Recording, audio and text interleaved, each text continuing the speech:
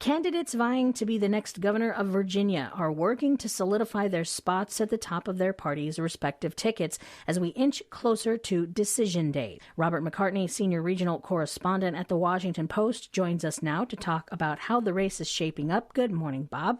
Good morning, Esther. So let's start with the Democratic side of the race. There's new information out this week that shows a pretty clear frontrunner ahead of the primary in June. Tell us about that. Yes, Terry McAuliffe, the former governor, has a commanding lead in the race for the nomination on the Democratic side. A new poll from Christopher Newport University has him at 47% among likely Democratic voters, and everybody else was just in the single digits. Lieutenant Governor Justin Fairfax at 8%, Senator Jennifer McClellan at 6%, former Delegate Jennifer Carroll Foy at 5%, and Delegate Lee Carter at 1%. Now, there were 27% undecided, but even if they all broke for one of the other candidates, it wouldn't be enough to catch McAuliffe. He's benefiting a lot from name recognition, but also from positive memories of what was seen as a successful governorship from 2014 to 2018. McAuliffe also is the establishment, moderate, liberal, white guy candidate, and the other candidates, who tend to be more liberal and include 3 African Americans, are dividing the potential opposition. And McAuliffe has another advantage as well. The latest campaign finance report shows him with a big lead in contributions and cash on hand. So I think the only chance of beating him for the nomination would be if the opposition all coalesced around one candidate. That has not happened yet, but there's still some time. The Virginia GOP convention is in a couple of weeks, and party members will choose their candidate for governor. Then, most of the Republican candidates participated in a debate this week. Who stood out in that debate? Was there a clear winner? I don't think there was a clear winner. The establishment candidate, former House Speaker Kirk Cox, said that he knew how to get things done and was the most electable. The firebrand, Senator Amanda Chase, suggested that she would best represent the Donald Trump legacy. Businessman Glenn Youngkin said he brought an outsider's perspective to the race.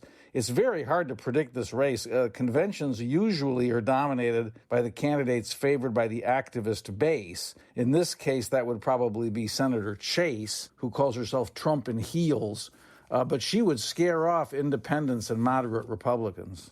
Shifting now to Maryland, where a leading biotech firm is under fresh criticism this week for having mishandled vaccine production at its Baltimore facility. What's the latest in this story, Bob? Right. The company is Emergent Biosolutions. It's based in Rockville in Montgomery County, and it is getting quite the black eye in the battle against coronavirus.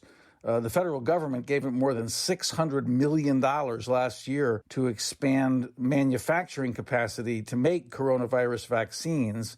And then last month, its factory in Baltimore ruined the equivalent of up to 15 million doses of the Johnson & Johnson vaccine by improperly mixing ingredients.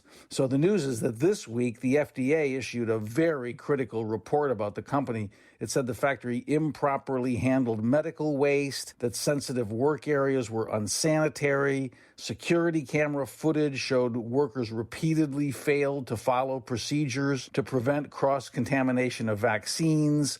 And this all happened after a federal inspection report last year showed that employees had not been properly trained and that testing procedures were not being followed. So there's also questions about why something wasn't done about this company earlier.